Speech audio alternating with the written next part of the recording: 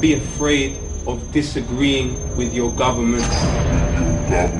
Your government should be afraid of disagreeing with you.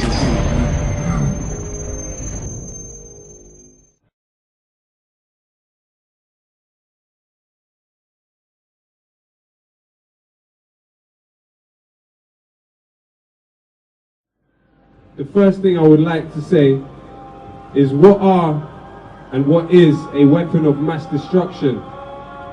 A weapon of mass destruction is the depleted uranium, which means that babies being born today in Iraq are born with two heads. Babies are born with one arm, are born with incredible deformities. You know, a study recently came out that the effects of the depleted uranium and the white phosphorus on Fallujah are worse than the effects of the nuclear bombs and atomic bombs they dropped on Hiroshima and Nagasaki. Worse. Now we have to ask ourselves a question, us in comfortable London, surrounded as we are by police and everything else. Would we accept that for our children? And why is it we expect other people to accept that for theirs? It's really simple. Do you think unmanned drones are weapons of mass destruction? Unmanned drones which are dropping bombs on Yemen, on Somalia, on Pakistan, on Afghanistan, on Libya, on Iraq. That is a weapon of mass destruction. And all of this talk about democracy, let me ask you a question. Is a country that goes to war and sends its sons to kill and die against the will of a majority of its population, is that democracy? When over 1 million people take to the streets and tell you, we don't want you to do this, and you go ahead and you do this. Does this equal democracy? And we can sit here so convinced of our own supremacy, so convinced of the own supremacy of our own humanity, as if we are more human than other people. With our arrogance, this is being done in our name. What is wrong with us? How have we allowed this to become so normal and normalized? Shame upon us for allowing this to take place and living with this. We need to understand that humanity is one body. Humanity is one body. We are not independent of any other part of that body, much less living in the country which defined the borders of Afghanistan over 100 years ago and defined the borders of Iraq less than 100 years ago. We are independent from no one. We have to take this in our own hands and take control of this situation, because it is clear there are people who are working against the interests of humanity. And they talk about democracy in the Middle East and dictatorships in the Middle East.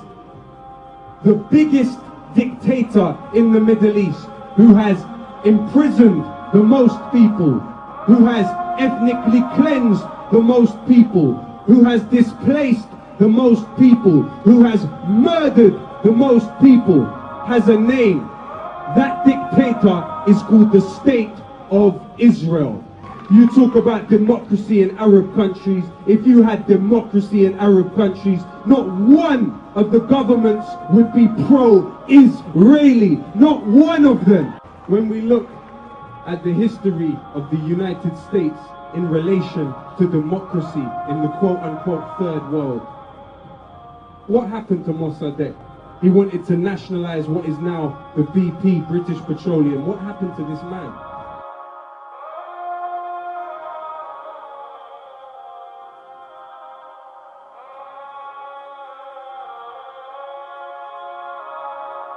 What happened to Allende?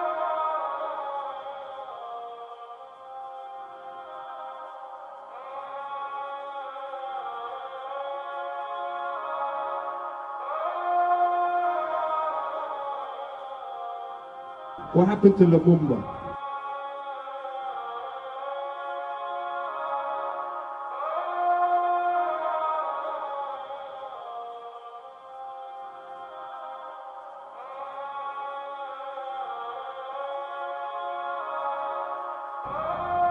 What policies are they now pushing against Mr. Chavez,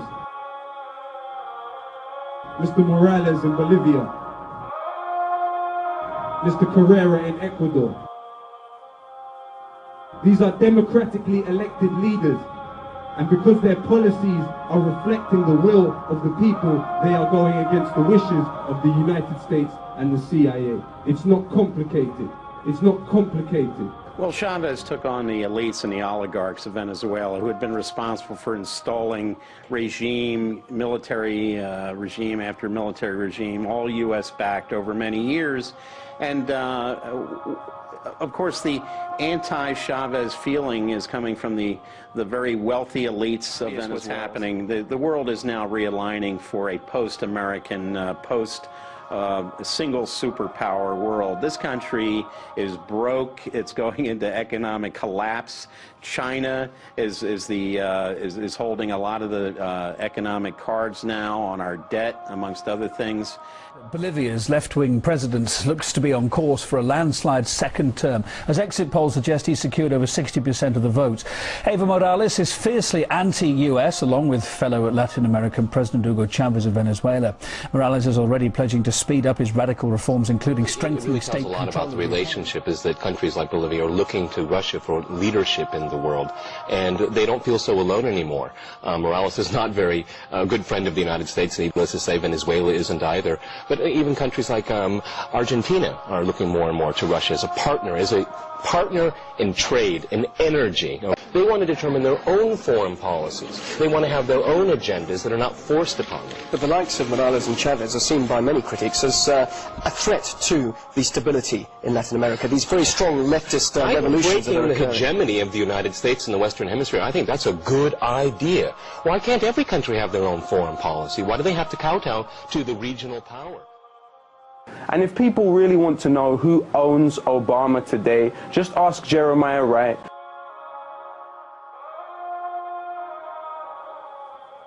We bombed Hiroshima, we bombed Nagasaki, and we nuked far more than the thousands in New York and the Pentagon, and we never batted an eye. We have supported state terrorism against the Palestinians and black South Africans, and now we are indignant because the stuff we have done overseas is now brought right back into our own front yards.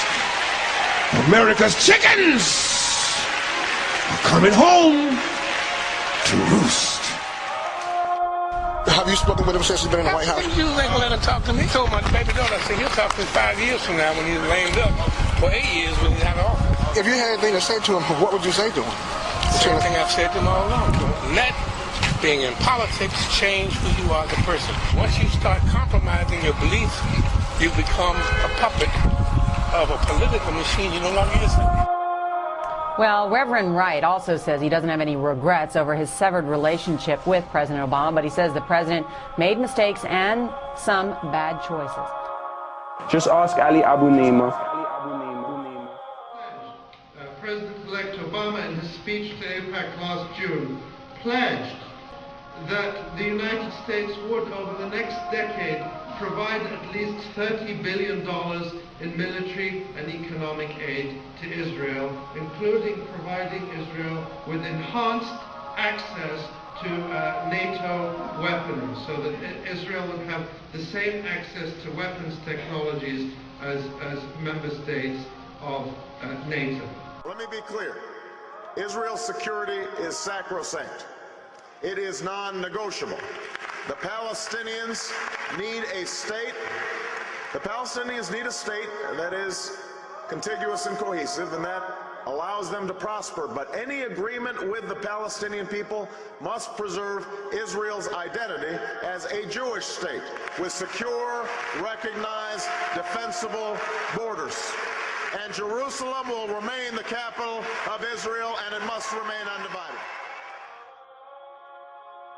Just ask the Chicago activists who are now getting harassed by the FBI, who are getting subpoenaed, who are getting their houses raided. These are people that knew Obama before in his Chicago days, and they will tell you who owns Mr. Obama. He is still a servant to AIPAC, 100%.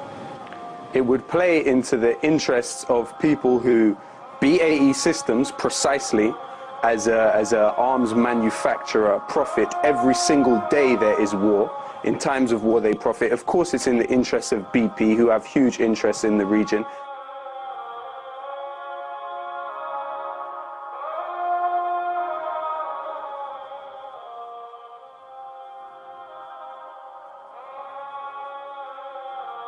Zionism isn't about self-determination.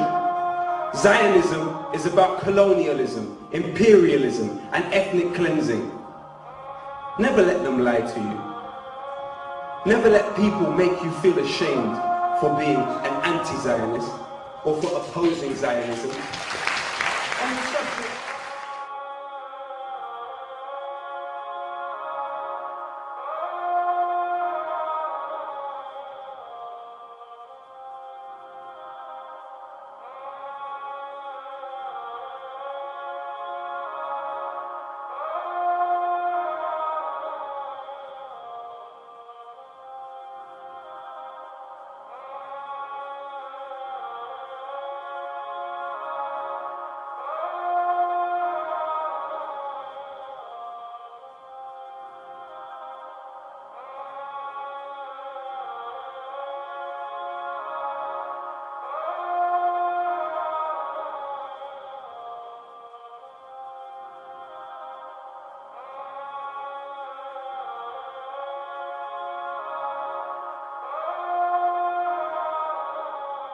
What is the most resilient parasite?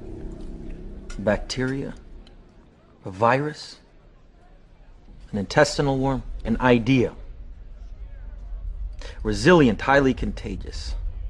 Once an idea has taken hold in the brain, it's almost impossible to eradicate. An idea that is fully formed, fully understood, that sticks.